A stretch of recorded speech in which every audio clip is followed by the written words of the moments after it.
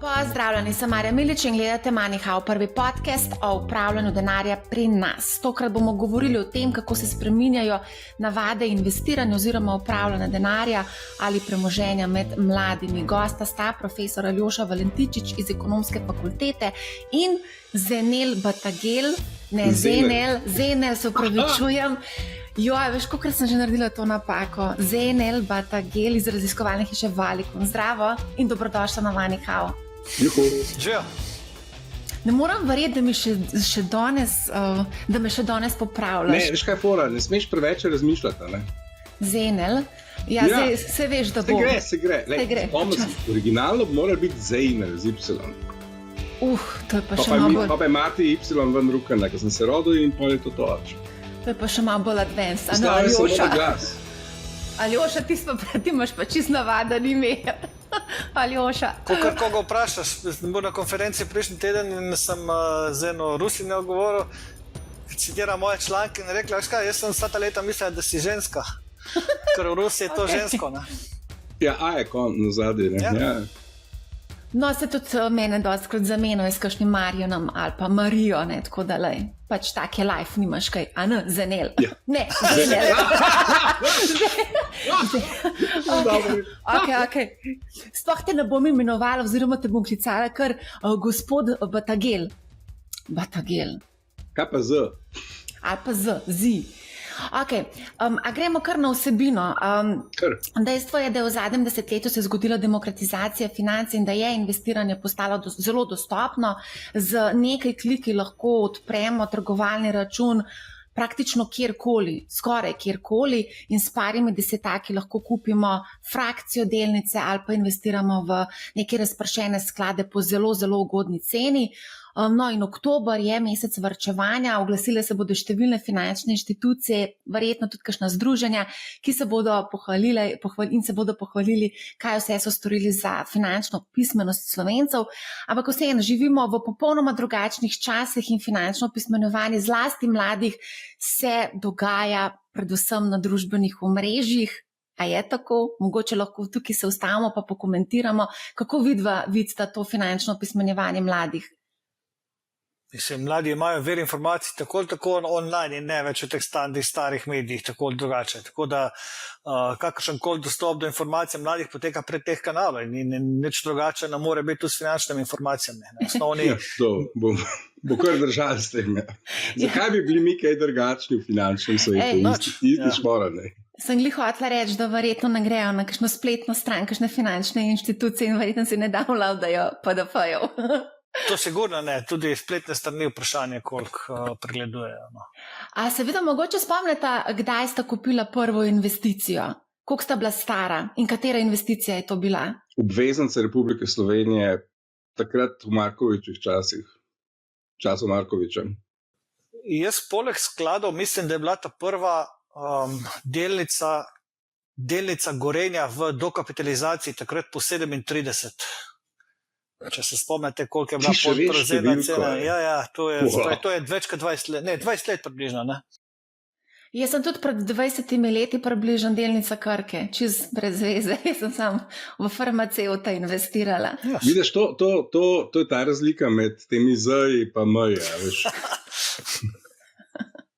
Z in M, ja. A se lahko mogoče dotaknemo finančne pismenosti? Zdaj, po tej statistiki Eurobarometra smo na 5. mestu med evropskimi državami, se pravi, lahko rečemo, da smo kar finančno pismeni. Kako vidva gledata na to finančno pismenost Slovencev po tej raziskavi? Aljoša, boš ti, ja? Torej, mi smo po tej nominalni finančni pismenosti zelo visoko. To drži. Tudi ko anketiramo ljudi, tipično imajo visoko mnenje o svojem znanju, mislijo, da znajo dobro razmišljati o financah, mislijo, da znajo dobro upravljati osebne naložbe, torej na splošno osebne finance. Tisto, kar pa potem seveda opažamo v praksi, je pa nekako v kontrastu s to percepcijo, samo percepcijo. In ta udejaniti v praksi te načela finančne pismenosti je pa malo bolj komplicirano. In to, kot pravim, to se kaže v strukturi naložb, kot jo imamo. Torej, najbolj očitnih pokazatelj tega je ogromna masa depozitov, ki so na bankah vezani, tako da tukaj je nek disconnect, na katerem je treba delati. Ja, mislim, da Slovenci smo izredni ziheraši. Varnost je pri nas ful na prvem mestu. Mi že nekaj časa spremljamo, kaj bi naredil, če bi bilo večjo količino denarja. Prva stvar je, kupil bi nepremičnino, drugo je pustil bi v evrih, potem so šele ostale stvari. Zdaj, če skočimo malo naprej, verjetno tukaj potem je luknja, in na koncu tretja stvar so verjetno kripto sredstva. Tretja je zlato. Zlato, seveda, zlato. Tretja je zlato, ker je fenomen po moje Sloveniji. Tako, v zadnjem cajtu je to kar v redu. Ja. Ampak, recimo, tle konkretno, zdaj, ko si omenil, da imamo ogromno depozitov, oziroma niti ne toliko depozitov, denar na računu, večina je denarja na računu, odvista. Ampak tukaj je bilo pa tudi eno vprašanje, vpliv inflacije in njenih morebitnih posledic na kupno moč. Očitno v teoriji obvladamo vse, v praksi pa ne razumemo, kako inflacija najeda naš denar, ki počiva dobesedno na bančnem računu. V tistem letu, ko je bila inflacija 10%, sem jaz ilustriral teh 10%, tako da sem rekel, predstavljajte si, da živite v povprečnem stanovanju v Sloveniji, ki ima, mislim, da 62,5 kvadratov in da imate zdaj tako inflacijo v navednicah, ki vam 10% tega, v čemer živite, požre. To se pravi, vam požre eno sobo. Boste rekli, da je to majhna ali velika sprememba in takrat večina ljudi reče, da je to zelo velika sprememba. Ja, in kaj naredijo potem? Nič, se to, tako da percepcija te bolečine je eno in zavedanje pa ne pelje v to, da bi se potem na nek način odrazila realna sprememba v naložbah posameznikov. Mi Slovenci smo malo leni, tako, to se tudi ve. V bistvu nočemo narediti nekih drugih korakov, nočemo riskirati. Kogarkoli obrneš, je to po moje rizik, ta druga opcija. Tako da v bistvu na nek način je razumljivo, da funkcioniramo tako, kot funkcioniramo. Ja, zakaj je razumljivo? Ker prihajamo iz tega sistema? Ali kako? Ne, ker je varnost je tako na prvem mestu in v bistvu najbolj varno je to, da ne naredim nič. Ampak kljub temu, da zgubljamo kupno moč, v bistvu nekaj se dogaja med tem, ko mi spimo, živimo. To pa tak kompleksen konstrukt. Škoda, ker se to naučimo malo v šoli, na obrestni račun, oziroma kako inflacija najede našo kupno moč. Če bi se mogoče učili. Tudi kar dolgo obdobje je zdaj za nami, ko v bistvu inflacije ni bilo. In v bistvu ljudje morajo dobiti po mojem proof, da se je nekaj takega zgodilo, da je to zdaj res manj vredno. Zaenkrat se mi zdi, da ta proof še kar ni prišel. A je res prišel? A je kdo resno govoril o tem? Saj mislim, da ni nihče govoril resno o tem. Ljudje so pravili, da se težko privoščijo, plačati elektriko, kupiti hrano, to se je vse poznalo konec koncev. Ampak to ni povezano to so vsakodnevni problemi, ki jih imajo potrošniki tako v zadnjem cajtu, kar 20% ljudi ima kar resne probleme s tem. Ampak ta drugi del očitno, ki pa ima pa toliko, da jih to verjetno, da jih to zgleda, da jih ne gane. Ja, v opravičilo teh nerazporejanja denarja drugam, kot v te oblike, ki smo govorili, je mogoče tudi ta vedenski vidik, ljudje smo nepopolna bitja in nam je predstavljajo te premiki denarja trenutni napor za bistveno bolj oddaljene koristi. In tukaj se včasih izgubim, potem si mislim, se ne bom več spremenil, ker me to zdaj preveč boli za premalo koristi v prihodnje in potem ne naredimo nič. To je v bistvu status quo. Napor je, napor. To je point, napor je. To, kar sta zdaj rekla, napor pa lenoba, dejansko imam kar nekaj primerov mladih punc, ki recimo naredijo en korak, se pravi odprejo trgovalni račun, ampak pa se pa tudi ustav pri tem, ne naredijo pa naslednji korak, se pravi ne naredijo tiste investicije, ki bi jo lahko, ne glede na to, da so odprli račun, kar je škoda. Prvi korak je narejena. Ja. Mislim, da zdaj, če govorila si o mladih puncah, pomembno je to, da je zdaj ta stvar mnogo bližje, kot je bila prej. Zdaj je verjetno na telefonu. Sprav, ko se bo zgodil močen impuls, je večja verjetnost, da se bo zgodila ta konverzija, da se bo zgodila investicija. Sprav, impuls se mora zgoditi. Zdaj, v bistvu, v tem obdobju, ko pač ni naredila še tiste dokončne poteze, ampak se mi zdi, da je tole že en lep korak naprej. Je. Kaj pa vas, Aljoša, vaši študenti, kaj omenjajo investiranje ali pa ne vem, kako upravljajo z denarjem, se kaj pogovarjate o tem? Mislim, po naravi programa, na katerem delam, se pravi finančni management, je zelo veliko teh debat. Ampak za mogoče majčkeno širšo sliko, pred časom sta dva magistranta našega programa IMB naredila anketo med študenti o finančni pismenosti in tamle not so razvidne te stvari, o katerih kaj več čas ponavljamo. To se pravi, da je razmišljanje o varčevanju potisnjeno majčkeno v ozadje, da tam, kjer so razmisleki, recimo so še vedno kontrastni, pa schizofreni, da rečem, se pravi denar in kripto, na drugi strani vmes pa nič. In kot tudi nekateri povsem presenetljivi rezultati, recimo prej, smo rekli, kaj je vir informacij, za finančne odločitve, presenetljivo tretjina jih navaja, da so to bančni službenci na banki. Zdaj, to je meni skoraj nepredstavljivo, ker jaz fizično na banki, kdaj sem nazadnje bil, se pravzaprav niti ne spomnim. Tako da definitivno. Aljoša, lahko sem tle nekaj malo skočim.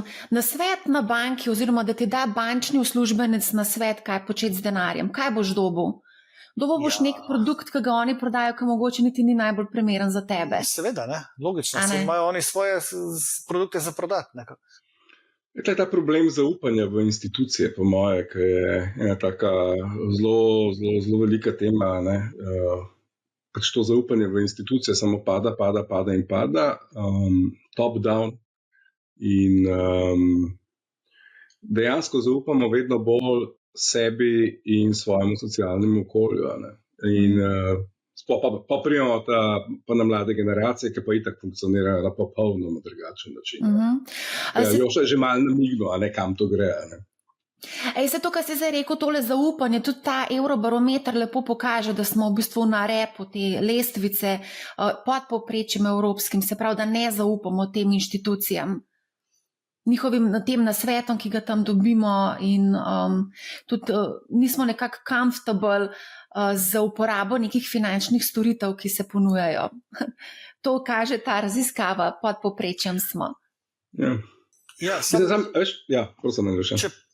Če gremo na filozofijo, da zdaj pa jaz ne zaupam inštituciji, še vedno to ne pojasni, zakaj nek potencialni mladi varčevalec ne reče, zdaj pa jaz inštitucijam ne zaupam, bom investiral v ETF preko enega od teh appov na telefonu. To bi lahko se zadelo. Jaz mislim, da med mladimi ni to, po moje, takih težav. Po moje smo problem mi te starejši, veš. Verjetno res je. Ne vem, kakšen razpon starosti v tej anketi, ampak jaz mislim, da mi smo gledali, ko spremljamo tisto vprašanje, kam do denarja. Zajevci imajo ta profil popolnoma drugačen od običajne populacije. Pri zajevcih ni tega žbama dola, se pravi nepremičnine, evro, zato pa nič, pri njih je vse, in delence, in vzajemni skladi, in kripto, vse noter. Tako da diapazon tega, v kaj bi oni vlagali, je velik. Tudi tle mislim, da pridemo do. Jaz imam malo problema z definicijo finančne pismenosti, v kontekstu mladih, zaradi tega, ker mladi gledajo na ta konstrukt financ popolnoma z drugega vidika, kot mi ta stari, ki smo pisali ta vprašanja, kaj zdaj pomeni finančna pismenost. Namreč mi izhajamo iz koncepta varnosti in kako bomo na dolgi rok dobro funkcionirali. Ne? Mladi in varnost je key point, se pravi, vrednota je varnost. Pri mladih je vrednota svoboda. Se pravi, in tukaj govorimo o tej finančni samostojnosti, neodvisnosti in to je njihov glavni driver. Ne? In zdaj, če gledaš skozi to perspektivo, ne, je njihov pogled na to, kaj bi oni delali s financami, popolnoma drugačen. Popolnoma drugačen. Če smo mi, naša generacija, če je investirala v Krko, ne, po mojem, njihova generacija sploh niti na misel ne pride, da bi investirala v Krko. Ne. Oni so global citizeni, mi smo bili tukaj neki lokalni citizeni. To je čist drugače, čist drugače. Mi smo hodili na morje v njihovih letih nekam na Hrvaško oziroma v jugo, oni itak polet ne grejo, ki brez veze grejo reči zimo na Tajsko in se vozijo z avioni. Mi smo štopali pa se vozili z vlaki. Razumete, kaj so gromozanske razlike med nami in njimi. Tako da ta cilj, ki je popolnoma drugačen med tem, kaj so nam razlagali, da je treba početi, ker je verjetno definicija operacionalizacija finančne pismenosti in to, kar oni hočejo, to nima veze z enim z drugim. Bi se skoraj strinjal. Edino, kar me skrbi tukaj je, ko jih pa vprašamo potem, kdo pa za vaše penzije poskrbel, ne? Pa pravijo država. A res? Ja. A res? Ja, 81%. Mene je to šokiralo, recimo. In si ne predstavljam, kako gre to skupaj s tistim, kar smo prej govorili. Ne? Dejansko njihova vrednota je svoboda, seveda. Zato tudi, ko grejo v službe, hočejo imeti fleksibilni delovni čas, hočejo imeti delo od doma in podobno. Ne? Plača je potem mogoče celo že na 3. mestu. 2,5 meseca, ne? Itak, ja. Ampak potem to mene sekira, ne? Ker očitno tukaj nek razmislek vseeno manjka, tudi pri mladih, da mislijo, da jim bo država dajala penzije. In to pa zdaj že govorimo desetletja, da to ne bo tako. Država pa ne sploh neki da. Ne? Sam mogoče pa to nekako se prenesalo od staršev, ki mogoče živijo v tem prepričanju, da bo država poskrbela tudi za njih, ne? Ampak kot vidimo, se to ne dogaja. Ne? Na koncu, ko greš v dom za starejše, pač otroci morajo doštokavati, ker je pač penzija preniska. A ne? A lahko mogoče sam glede na to, da se zdaj o tem pogovarjamo, mislim, da je bilo v knjigi The Psychology of Money, ravno o tem je bilo govora, da je zelo odvisen od tega, kdaj si odraščal, tvoja nagnjenost k tveganju in kako se ti odločiš za investiranje in tako dalje. Naši stari starši so odraščali v čist drugem okolju, ker v bistvu kapitalskega trga skoraj da ni bilo, oziroma ga sploh ni bilo. Potem naši starši so pa ravno takrat nekako kusali s temi certifikati prvič ta trg, ne, zdaj otroci, a ne, pa očitno pač, ne vem, spet malo drugače doživljajo vse skupaj, a ne, glede na to, da je vse na dosegu rok. Kako gledamo ta razvoj kapitalskega trga, konec koncev tudi pri nas in potem tudi tega investiranja? Po mojem predvsem širina, kaj mi razumemo po to, ne? To je zdaj globalno. In mislim tudi ta identiteta in čemu jaz pripadam kot mlad človek, tle bo treba veliko researcha delati. Ne? Jaz mislim, da obstaja ta kategorija global citizen. Ampak to je že z Y in se pojavlja ta stvar. Ne? Global citizen, jaz tle pripadam globalnemu svetu in ljudem, ki razmišljajo podobno kot jaz. Ne? In v tem kontekstu se v bistvu tvoj diapazon, kaj jaz lahko počnem, kaj so moji cilji, kam bom jaz vlagal, kaj pomeni velika. Ne? To je zelo zanimivo, ne? Kaj pomeni velika. Ker naenkrat naše številke so bile tam, ne vem, 10 ur, wow, 100, wow. Ne? Oni štartajo na milijon, ne? To tako je, ne? Milijon je. In največja fora je, ne? To je spet za preverta, ampak mislim, da veliko teh zajevcev že pozna nekoga, ki se je finančno osamosvojil in ve, da je to možno. V naših časih tega ni bilo. Ali pa bili so zelo, zelo redki. Zelo, zelo redki. Tako da je ta global pogled, uspeh nekoga, to, da mi ni treba ekstremno hard delati cel life, zato da bom se finančno samosvojil, ampak da lahko naredim svojo globalno zgodbo v 3 do 5 letih in imam pol mir. To se mi zdi vrhunsko. Koliko pa tvegaš pri tem vse, ali kako? Tveganja so veliko večja, ampak oni, to je ena druga. Meni se je zelo velika, se naprimer v splošnem finančno pismenost nekako istoveti s tem, koliko se ljudje pustijo nategniti, koliko so bili izpostavljeni raznim prevaram in podobno. Ampak tlele se mi zdi, da to predvsem mi padamo na te fore. Mladi, oni veliko bolj razumejo ta internet, ker oni so generacija interneta, zdaj še niso mobile, te so interneta in so videli svašta. In znajo veliko bolj oceniti rizik, kakor mi. To je ogromna razlika po moje. In ko grejo v nekaj zelo rizičnega, jaz mislim, da se oni zelo dobro zavedajo, da so šli v nekaj zelo rizičnega. Ta probability jim kar dobro funkcionira. Veš, eksponentno funkcijo naša generacija je doživela samo s hiperinflacijo. Njihova generacija je doživela s par balončki že. Sprav, poznaš nekoga, ki je besno zaslužil, ker je v pravem trenutku vložil v nekaj in se je to zgodila eksponentna funkcija. Doživeti eksponentno funkcijo je najlepša stvar pod soncem, sploh če si bil ti tista. Vseeno bi, Marja, če se vrnem malo nazaj, kar si rekel iz te knjige, okolje, v katerem smo odraščali, to verjetno pojasni en del tega učinka, ko slišimo, zakaj ne vlagati v delnice, zato ker je bila NKBM. In se mi zdi, da veliko krat na to vprašanje, vprašanje z odgovorom NKBM, tako povedo ljudje, ki dejansko s to odločitvijo niso imeli prav veliko, so bili premladi še takrat. Tako da dejansko je to nek prenos znotraj družine, bi rekel, verjetno pride do izraza. To je lahko izgovor, veš. Absolutno je lahko izgovor. Komotno. Tako, sam pravim, se pojavlja v kontekstih, kjer ne bi mislil, da se bo pojavljalo. Našla sem eno raziskavo, sicer to je v Ameriki, Schwab Modern Wealth je naredil raziskavo med mladimi in so gotovili, da začnejo investirati že pri 19. Se pravi, bistveno prej kot recimo milenici, ki so začeli pri 25, ali pa baby boomeri, ki so začeli investirati šele pri 35. To je zdaj Amerika. Kako pa mislite, da je pri nas v Sloveniji?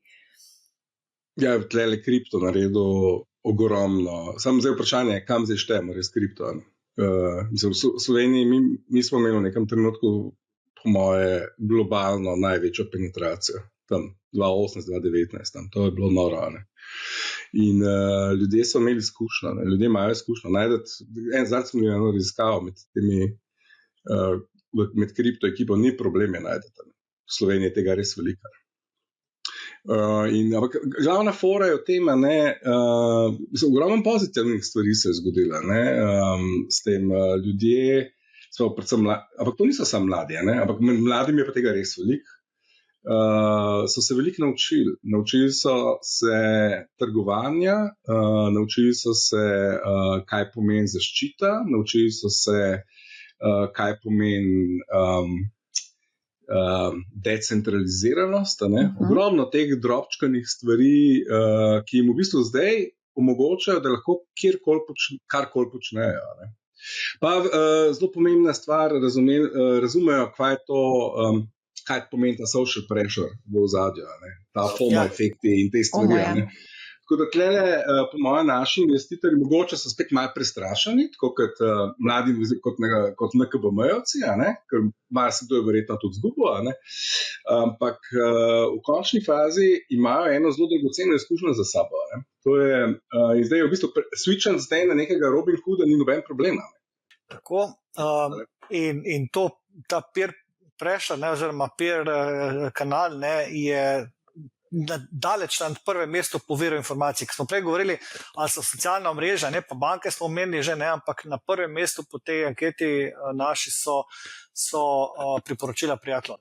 Tako da socialna mreža je ključna tukaj. Ne. Zdaj, ko si omenil to divje obdobje leta 2017, 2018, 2016 se je začela že ICO manija. Jaz se spomnim, da sem takrat vodila izobraževanja za mlade, 12-13-letniki so takrat na priporočilo celo profesorja oziroma pač učitelja so pač malo eksperimentirali. Ne? Tako da takrat je bilo res to. Veš, to je meni fenomenalno.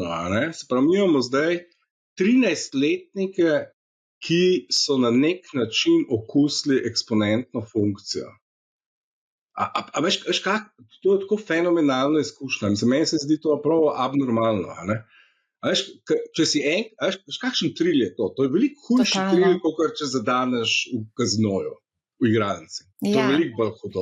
In pol konstantno loviš to, ne, ta tril. In v bistvu on ve, da je to možno. Veš, to je ta fora. On ve, da je to možno. Da v tem globalnem svetu, kjer so mimi vse, kjer je social vse, kjer je vrednost definirana nekje od zunaj, kjer je v bistvu vrednost socialni konstrukt, to, da dolar obstaja, je socialni konstrukt, koliko je zdaj ta stvar, to je socialni konstrukt, vse je socialni konstrukt.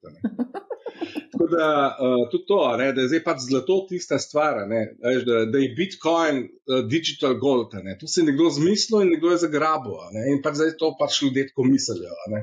In zaradi tega je to zdaj 60, ne vem koliko. Prav ta digital gold in tako naprej in klasični gold, jaz imam en graf na mojih slajdih, ker sem to preračunaval, te korelacije v času, in Bitcoin ni digitalno zlato. Bitcoin je postal, ne vedno, ampak koreliran pozitivno z ostalimi naložbami, kar je z vidika razpršitve tveganja slabo, ne dobro. In medtem ko fizično zlato pa relativno bistveno boljše upravlja to funkcijo diverzifikacije. Tako. Ja, mislim, tako zgleda, da je to samo še ena tehnološka delnica. Tako nekako. Ja. Ampak je fora v bistvu v tem. To, kar se tle dogaja. To je to. Ampak je tako, tle se prav res vita, kaj pomeni vrednost in kako je neverjetno korelira s tem, kaj okolica v tistem trenutku, sploh ne na splošno, v tistem trenutku kaj počne. Meni se zdi blazno zanimivo. Ful bi bilo dobro, Marja, najde te fante in dekleta, ki so pri 12 in 13 to imeli in se bi z njimi malo zapogovarjati, kaj oni pravzaprav zdaj razumejo kot njihov finančni cilj. Po mojem imajo popolnoma drugačne cilje od njegovih vrstnikov, ki tega niso počeli. No, zdaj, če te fantje pa dekleta poslušajo, jih vabim, da me kontaktirajo. Jaz sem pa prostovoljno javen, da jih izprašam. No, evo, vidiš, vse imamo za izrihtan. Tako je to, A mogoče lahko še pogledamo, ljudje dostikrat iščemo bližance, iščemo neke instantne svete. Zdaj vidva sta rekla, vplivneži niso na prvem mestu, ampak je nek peer pressure, a potem to deluje na principu priporočil, se pravi, prijatelj ti priporoča neko naložbo, ali ne vem kako, kaj vidva mislite. Noben je rekel, da ni vplivnežal. Kdo je to rekel, da ni vplivnežal? Ne, da so na prvem mestu, da je peer pressure, se pravi, v bistvu neka priporočila vrstnikov, ne? Ja, ampak to isto funkcionira kot karkoli. Vedno obstajajo mnenjski voditelji. Tudi na tem področju obstajajo mnenjski voditelji, ki potem vplivajo na tvoje prijatelje, ki ti potem sperejo mozek. Mogoče posredno, ja. Ja, tako, vedno je tam v zadnje. Ali z lastno izkušnjo, ki si rekel, vsak od nas pozna koga, in potem je samo en korak, da ti tega, kar naredi ta drugi, preneseš svojo prakso. Ampak to se mi zdi ful pomembno, ta hipoteza se mi zdi blazno zanimiva. Kaj pravzaprav je res finančna pismenost v kontekstu mladega človeka, ki si želi svobode in finančno samosvojitev?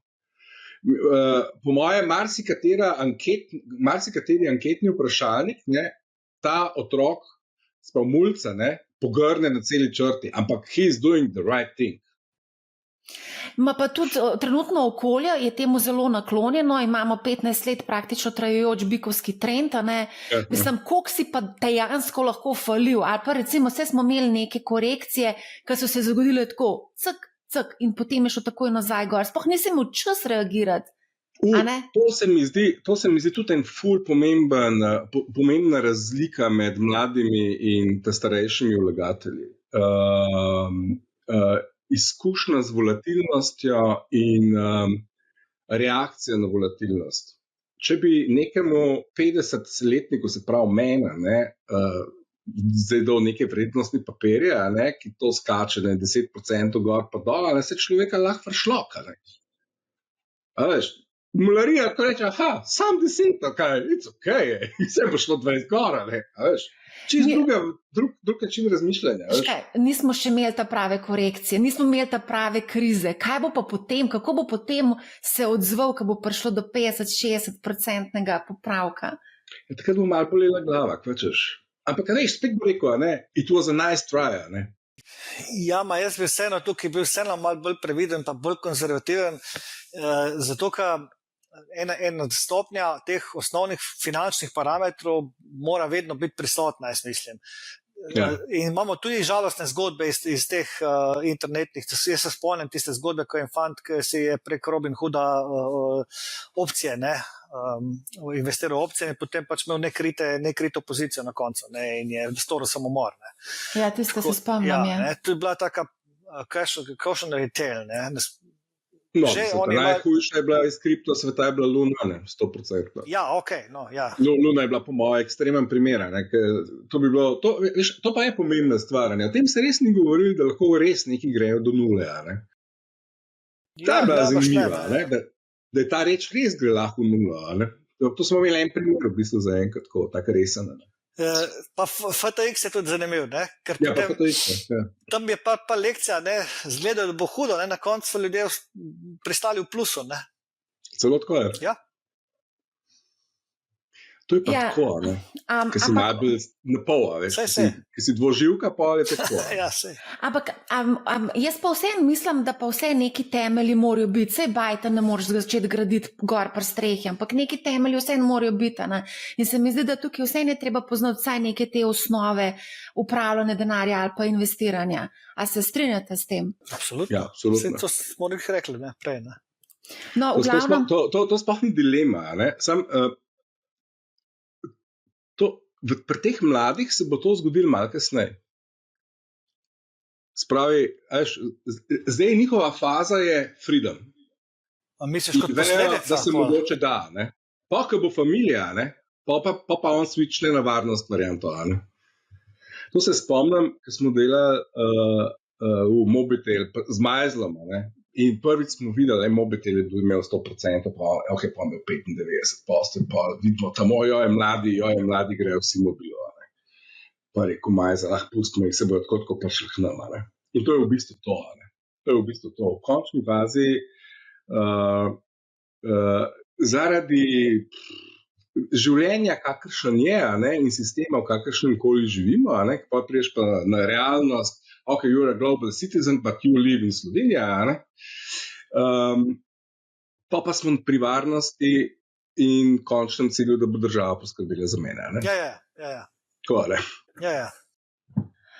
Evo, vidiš, pol na koncu vse poti vodijo nazaj k tej varnosti in pa ziheraštvu. Lesi se vrača. In potem bodo te mladi, danes mladi, jutri starši, bodo tudi začeli razmišljati tako kot njihovi starši, kupil bom nepremičnino, evro in pa zlato. Kako? Neko pa samo diverzificiral rizik. Diverzificiral bo rizik, ja. No, vse diverzifikacija je tudi eden od teh osnovnih pravil investiranja, pa dolgoročnost, ko smo se prej pogovarjali o dolgoročnosti. Danes recimo, ko mladim omenjam varčevanje za pokojnino, zamahnejo z roko, veš, kaj je to čez 50 ali pa 60 let. In škoda, da ne znajo v bistvu si izračunati, koliko v bistvu koristi imajo lahko od tega, če začnejo danes z malimi zneski, obrestno-obrestni račun, oziroma compounding, ali spet v drugo smer. Ja. Tle bom še nekaj dodal. Še en podatek mladim, ne samo mladim, tudi nam, ne sede nekako zavest, je, da ko gremo v penzijo, bo naša pokojnina v bistvu pokrila tam malo na 40% zadnjega dohodka.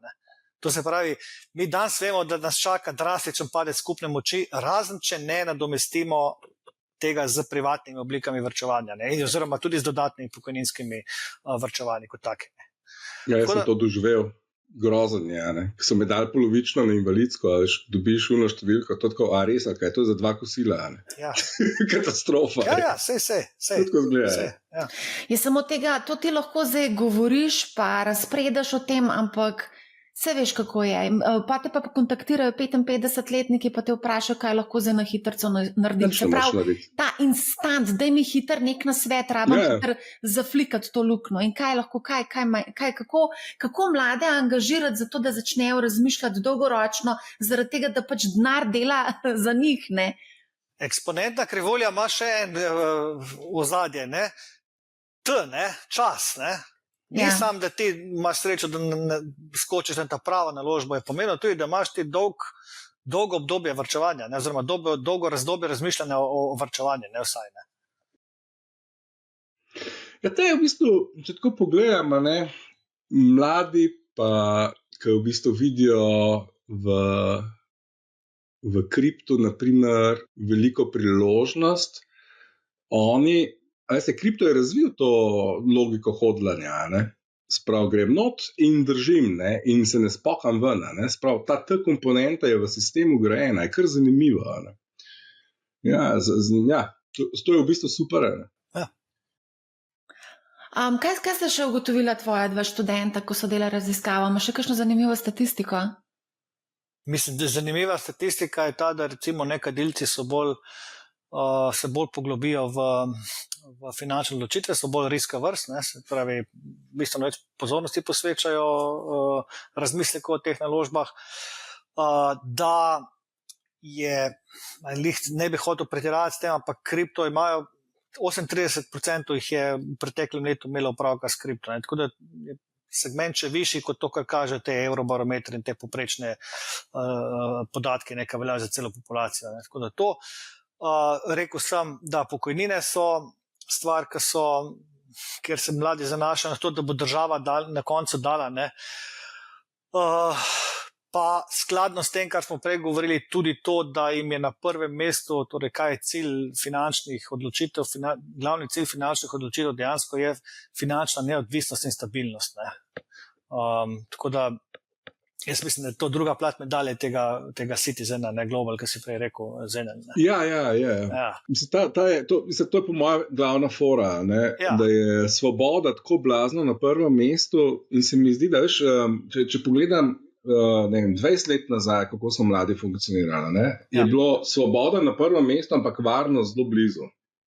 In bolj, ko gremo zdaj v te nove čase, z temi novimi generacijami, vedno večji razkorak. Svoboda vedno ostaja na prvem mestu, vedno na prvem mestu med mladimi. Ne? Sam je varnost bistveno nižja. Ja. Pada dol. In v bistvu, ker mogoče ni tako slabo, ne? Ker kdaj pa si lahko upaš, če ne zdaj? Kdaj pa lahko riskiraš, če ne zdaj? Ne? Ja. Čas za riskirati je takrat, kadar si mlad, zato ker imaš čas na nadalje izgub. Tako to je. Tudi čisto finančna serija kaže, ne, da ti bolj ko podaljšuješ investicijski horizont, ne, manj je verjetno, da boš na koncu pristal v minusu. Ne. Tako da... Ja. A mogoče lahko še to, zanj sem brala en zelo zanimiv članek o izgorelosti med mladimi, tako so pogumni, tako želijo si finančne svobode in vsega, ampak zdaj pa ugotavljamo, da je kar precej visok odstotek mladih, ki so izgoreli in lahko citiram eno psihoterapevtko, ki je povedala, da imajo mlajši zmanjšano frustracijsko toleranco in nimajo osnovnih protistresnih strategij. Ja, jaz sem opazil v svojem poklicu tam nekje 2,7 in ko sem opazil, da ljudje ne več dobronamernih kritik oziroma predlogov za izboljšave štejejo kot predloge za izboljšave, ampak vzajemljajo to kot kritiko. In v bistvu je logično, zato ker to je bila generacija otrok, kjer je šla gospodarska rast samo gor, inflacija dol in negativne izkušnje z ničemer niso imeli, ne. In en del mladih je takih, ki ni imel izkušnje z nobeno krizo. Zdaj smo šli preko one finančne krize, zdaj nekateri se spomnijo, da je bila finančna kriza in tako naprej. To so otroci izobilja. Tako, ja. In seveda, ne, zdaj, če ti nekoga, ki ni imel nikoli frustracije v življenju, nenadoma stresiraš z neko finančno stresom ali ga potiskaš v neke finančne odločitve, logično, da ne bo torej pozitivno sprejel tega. No. In da bo z naklonjenost stopil nasproti varčevanju in bo jemal vsako tako, recimo, izgubo, ki jo prinesel mogoče bolj negativno, ne, kot smo jo verjetno mi. Ne vem, to je res moj subjektivni občutek, ampak dejansko se je to videlo. No, in sem... To bombardiranje z vsemi temi informacijami, ki prihajajo dosta prek teh telefonov, mislim, skozi se visijo na telefonih. Jaz vidim presepa, tako, če sem malo preveč na telefonu, sem čisto živčen. Ja, itak, ja. Pa še namehanje, pa to pa ne vidiš. Ja. Vse se lahko povečaš, vse imaš za te stare mašuno. Mam, jaz sem pogrunto 3 prsti, veš, na iPhonu se naredijo take črke čez cel screen. Ja. Ampak lahko se še malo skočimo nazaj na tole finančno, od Eurobarometra, to finančno pismenost, ki so jo ugotovili, da smo zelo pismeni. In sicer pravijo, recimo, preden nekaj kupijo, razmislijo, ali se to lahko privoščijo. Pol spremljanje svojih stroškov, to vse to, kar so v bistvu neke gospodinjske finance, se mi zdi. Gospodinjske finance so prihodki minus odhodki, ker so v bistvu čist izločali neke investicije. Tudi recimo tukaj pravijo, da se znajo zastaviti dolgoročne finančne cilje, ampak ključno vprašanje je, a znajo potem tudi doseči te finančne cilje oziroma izbrati ustrezne naložbe za to, da realizirajo te finančne cilje. Kako vi gledate na to? Mogoče je pa to v bistvu dobro, ne, na nek način. Edini problem je v tem, da znamo prešparati, ampak ne znamo pa boostati. To je v bistvu ta naš glavni problem, ki ga imamo. Dobro so nas učili. Zdaj tudi veš, ko so bile te krize, ko je bila in korona, in energetska kriza, kaj se je zgodilo pri Slovencih. Gledamo celo regijo, kaj se dogaja. Pri nas, pri Slovencih je ročno, tako je. Mi se tako začnemo obnašati, da bo konec sveta, neka potrošnja zgine, avti se ne prodajajo več, vse večje nakupne odločitve se zamrznajo in pol naprej. Mi smo ekstremni ziheraši. Generalno kot nacija smo blazno on the safe side. In jaz še enkrat mislim, da tele lestvice nagrajujejo to, da si on the safe side. In zato smo toliko visoki. To je moja hipoteza, nisem pa ziher, moral bi res pogledati vprašalnik. Jaz bi ob vsej tej količini modrosti, ki jo domnevno premoremo, opozoril in opozarjam, pejte pogledati efektivne obrestne mere za potrošniška posojila na spletni strani Banke Slovenije. Tam nekaj ne štima. Mi imate segment tudi, ki se izposoja denar po 10+% efektivne obrestne mere za dolga obdobja. Zdaj, razen, če je to šlo neke super investicije, ki so, ne vem. Še ena druga tema, ampak ful se navezuje na to. To, kar ni rata modernemu tržnemu gospodarstvu, ki se je zgodilo po cepitvi, je rata tem krizam, ki so se zdaj zgodile. Se pravi, končno se v Sloveniji dogaja razslojevanje. Končno. Srednji sloj zginja. No, to se ti hoče reči. Ali gre gor, ali gre pa dol. In oba dva, sredina se tako zmanjšuje, zgornji in spodnji se pa povečujete. Se pravi, če imaš zdaj nek good, ki je malo dražji, no problem, da boš prodal. Ja. In imaš ogromno ljudi, kako mi živijo, ta delež se je povečal za krat 2, zdaj imamo približno 20% ljudi, ki imajo problem, da pridejo skozi. In je zmanjkalo. Imeli so neke rezerve iz obdobja korone, ki niso zapravljali, malo so se razvadili in zdaj zmanjkali. In zdaj je treba od nekod potegniti, ker je treba pelati ljudi na dopuste. Ja. In si pripravljen plačati 10%, ker je instant gratification je toliko visoka. Tako pa če. Ogromno visok, ne? Ja. In to, da ljudje jemljajo potrošniška posojila zato, da grejo na dopust, je pa res, jaz bi rekla temu, da je to kar ena finančna napaka. Definitivno, po mojem je. Sej, človeka razumeš, ne? Razumeš človek je ga. delal celo leto in je utrujen, na koncu normalno, da sam... Tle je še hujša, ker smo mi, v bistvu je korona predvsem je naredila to, da je ves folk na socialu, In ti zdaj soseda vidiš, pa on vse počne, pa Instagram fotka gor pa dol, zdaj, jaz pa ne morem, kako pa zdaj to, ne, pa mi tudi moramo, mi pa tudi moramo iti, sprav ta pressure nate, da ti pa tudi moraš biti kot sosed, zdaj pa jaz moram biti kot sosed, je pa itak vela pri nas, In brez tega se ne moreš v špego pogledati. Tako grozen je, Tlele padajo stvari, zakaj je to modro in ne vem kva, Pač to je, it's a must, pika. Ja, bomo že, Bomo že, ne bomo lahko, ampak bomo že, Ja, 10% oziroma plus več kot 10% je kar precej drag posojil, V glavnem, kaj sem hotela, kako do znanja? Zdaj tega znanja očitno ne dobimo doma, če starši jemljajo draga potrošniška posojila za dopuste. V šoli tega znanja ne dobimo. Zdaj, Aljoša, mogoče boš ti rekel, da se na ekonomski fakulteti učite o upravljanju denarja. Takrat, ko sem jaz hodila na ekonomsko fakulteto, nisem bila deležna tega znanja. Zdaj, nekaj v osnovni šoli se nekaj dogaja, pa v srednji pri državljanski vzgoji imajo neke vsebine.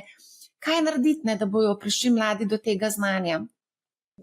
Mislim, imamo zdaj cel kup ravnateljic, ki aktivno porivajo te vsebine v srednje in osnovne šole.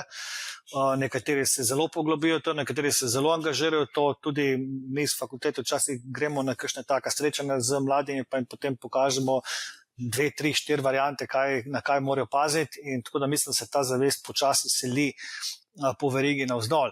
Res je tudi, da na ekonomski fakulteti, odvisno od smeri, ampak v nekaterih smerih smo vedno imeli te izračune, osnovne, in tukaj tudi ne bi smelo biti kakšne posebne dileme o znanju. Danes je to pa se razvilo, vsaj na področju, ki jaz delam, do te mere, mi zdaj praktično vse stvari delamo na podatkih v živo. Mi se usedemo za bazo podatkov, poberemo dol tekoči podatek in potem to imamo na slajdih, tako da je znanje tudi z tega velika dostopno in predvsem se ga da na neabstraktni ravni preslikati v vsakdanje življenje. In tako da ljudje zdaj dobijo ta hands-on občutek, ki ga tehnološko gledano, v naših časih mogoče ni bilo na voljo. Jaz se še zdaj spomnim, moja osebna izkušnja, ker sem šel na študij prvič v tujino, v Glasgow, meni je bilo to, da smo imeli mi direkt terminal na London Stock Exchange povezan, meni je bilo to fantastično. In je pustilo veliko tist name in tako da še zdaj imam to v lepem spominu. To, kar si rekel za te učitelje oziroma ravnatelje, jaz je tudi kar precej zelo veliko jih poznam in tudi veliko sodelujem z njimi. So entuzijastični učitelji in so entuzijastični ravnatelji, ampak še vedno premalo. Mislim, da bi to morali nekako sistemsko rešiti. Se glih to, ne morete sistem temeljiti na entuzijazmu. Do neke mere je že super, da se to pori naprej. Več bi mogli, Več. In sigurno ta predmet sodi v srednje šole. Demokratizacija je prinesla tehnologija. Tehnologija prinaša demokratizacijo, da to zdaj ni priti do informacij in do znanja in do tega, kako razmišljajo tisti, ki vejo malo boljš, je zdaj globalno in lahko dobiš v vsakem trenutku. A veste, to, da lahko ti opazuješ, kaj se dogaja z vrednostnimi papirji, da v bistvu to je tako, investiranje je rata v reality show, Točno to je. Ne, to je res. Ker ti vse informacije dobiš praktično takoj, ko se zgodijo na TikToku. Ti v bistvu dobiš vse, niti ne rabiš biti povezan s terminalom, če si iskrena, pa ga jaz zelo veliko uporabljam. Ampak dobiš vse informacije in to predstavljanje na zelo tak reality show način, da pritegne. To je reality show. Je reality show, ja. To je tako, rato je res tako, kot mora biti. Sam da je zraven še incentiv, da lahko zaslužiš ali pa zgubiš. Še en faktor bi tukaj omenil za naprej, Zdaj z AI orodji prihaja do velikih pretresov tukaj noter na področju investiranja. In jaz to redno spremljam in redno testiram te zadeve in moram reči, da nekateri od teh izdelkov so fantastični. Sej kakšen seka popolnoma mimo, da se razumemo, ampak nekatere te finančne analize pismo na nekaterih točkah so res odlične. Ali lahko mogoče, da nam pozabila, razkriješ, katera AI orodje so to, ki delajo odlične analize? Vsak dan drugo praktično. Ne? Tudi če daš direkt v ChatGPT, jaz sem sicer to plačljivo verzijo, ne bo naredilo, tako tudi povedala, je fair ocena ali ne na koncu. No. Vedno zdaj že mora malo disclaimer stvar. Je pa noter v ChatGPT avtomatsko preklopi na te bote, ne, ki znajo te stvari lepo pokazati. Tako da... Ali se keče v temu, da tako kot mi zdaj lahko vse te stvari vidimo, dejansko ta zadeva postaja izredno transparentna. Ja. Sprav, dejansko ti vidiš vse, ne? Vse. In tudi ta social pressure se ga da tudi že kvantificirati. Okay. Sprav, imaš tudi ta drug moment, ne? In te, ki obvladujejo te social networke, v bistvu počas dobivajo unfair advantage pred ostalimi. Ker je verjetno ta del bolj pomemben. Če je vrednost socialni konstrukt, potem tisti, ki ima pogled v social, tisti ima neverjetno prednost pred vsemi temi brokerji. Zdaj, kot o tem tudi govoriš, mogoče samo še ena zadeva. Zdaj, recimo, nekateri brokerji ponujajo tudi v bistvu kopiranje oziroma spodbujajo to influencerstvo in nekako spodbujajo tudi kopiranje teh nekih strategij, ki se pa dosti... copy trading, tega je veliko. Veliko, ampak tudi veliko napak je tukaj, veliko res... nesmiselnih stvari, ki ti povzročajo stroške po eni strani, po drugi strani ogromno davčnih dogodkov in res huge glavobol, če kopiraš neke te... In tudi vice, recimo, če imaš ti dober rezultat, ti raste število sledilcev. Takoj, ko imaš pa malo slabši rezultat, jih pa začneš zgubljati. Poanta investiranja ni, da ti loviš te vroče zgodbe, ampak moraš gledati dolgoročno. Saj ti ne kupaš delnico, ne vem, za par mesecev, ampak ti moraš pač investirati v delnico, delniške naložbe za obdobje, ne vem, vsaj 5+ let, ne? Tako pravi teorija. Tako pravi tudi praksa, se številke kažejo to, da je pametno investirati na daljši rok. Se ni... Mislim, copy trading je zanimiv zaradi tega, ker tle pa še en konstrukt v zadnji, ki je meni izredno všeč, je pač reputation. In dejansko iz tega, te se da dobro računati reputation. Kdorkoli je tam bil, lahko vidiš za nazaj, kva za Boga se mu je dogajalo. In reputation je, to je vse, kar ima. Nekdo, ki to počne, reputation je vse, kar ima. In pač, če se ti s tem ne da ukvarjati, si moraš najdeš enega, ki ti paše po reputationu, in that's it. Ja, pa moraš pa tudi zvesto slediti daljše časovno obdobje, ne pa skakati od enega do drugega. Ja, to je... Ampak, veste, to so zdaj spet, transparentnost vrednostnih assetov, To je, koliko časa imamo ta koncept, da je živ? 5 let, max. Ja, recimo, ja. Reputation, kogarkoli, ki upravlja, da ga imaš live, koliko časa to obstaja? 3 leta, maksimalno. Ekstremne eksponentne funkcije in abnormalna volatilnost, koliko cajta to obstaja? 5-6 let. Od 2-9. Zadnjih 5 let je izrazitih, kar to pogledamo. In imamo mlade, ki tripajo na to. In zdaj mi pa poveja, kaj je pravzaprav ta prava stvar, ki je treba spraviti noter v študijski sistem. V bistvu bi moral te stvari razložiti. Ker v bistvu še ne vemo čisto točno, kaj to je zdaj na žval. Ker je premlado. To je moja hipoteza, da bi mogoče bilo dobro malo o tem začeti razmišljati. Kako se tega res lotiti. Ker to je pa to, kar je njih drive in zanima, mlade. To je to, kar zanima. Jaz bi vedno začel z korelacijo. Tako. To mi je bomba. Čim predam misel o korelaciji naprej, se mi zdi, da sem napravil dobro delo. Zato osebno temu posvečam. Very good. Da človek se usede in razmisli, da bo kupil mogoče nepremičnino, pa da bo hkrati kupil še delnico, to hočemo imeti. Ne, da bo vse nabaslo eno ali pa drugo stran. in mogoče uspel zajahati krivuljo eksponentov, mogoče pa izgubiti vse v šusu. Ne. Tako da to je ta glavna stvar pri meni. Se pravi, prišli smo do tega razpršenost, dolgoročnost, stroškovna učinkovitost, pa čim manj davčnih dogodkov. Marjo, prosti še to, kar si rekel, ne, davčni efekti, ne, tukaj tudi jaz mislim, da je premalo zvedeno, davčni učinki in tradanja, ma tudi sicer naših ostalih odločitev poslovnih in drugačnih, ne, je v razmerah pri nas ti davki pozabljajo. Ne, mi, ker delodajalci plačujejo, ne, je to potisnjeno malo stran iz teh naših bruto plač in potem imamo cel sistem, se mi zdi, občutkov za davke malo ko bi ne rečem, v distorziji, no ne vidimo čisto vsega, no tako. Ja, in ljudje pozabljajo davke. Ne. A ko govorimo o investiranju, pozabljajo na davke?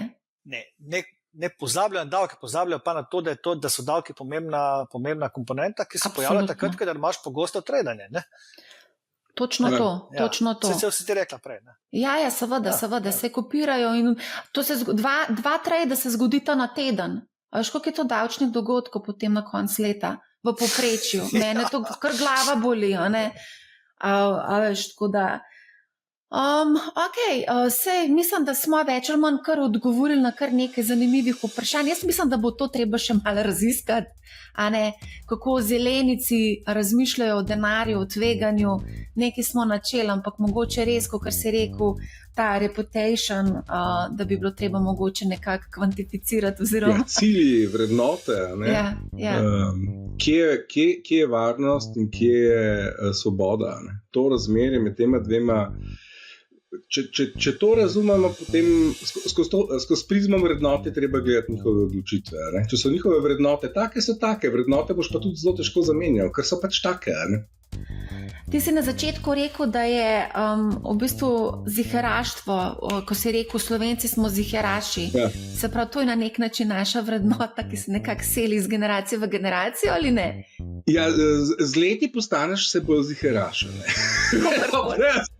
Življenjski cikl. Življenjski cikl, na koncu. Ja, kako vidiš, ali? Na koncu bomo vsi ziheraši. Ok, super, najlepša hvala za odlično debato. Super, hvala Marja za vabilo, hvala za debato. Ja, čudovito je bilo. Marja, tako hiter mine v tvoji družbi, čisto vidno. Tudi v vajni družbi je šlo zelo hiter, tako da lahko ponovimo potem še enkrat. Najlepša hvala tudi vsem, da ste nas spremljali, poslušajte Money How, ne bo vam žal in lep pozdrav.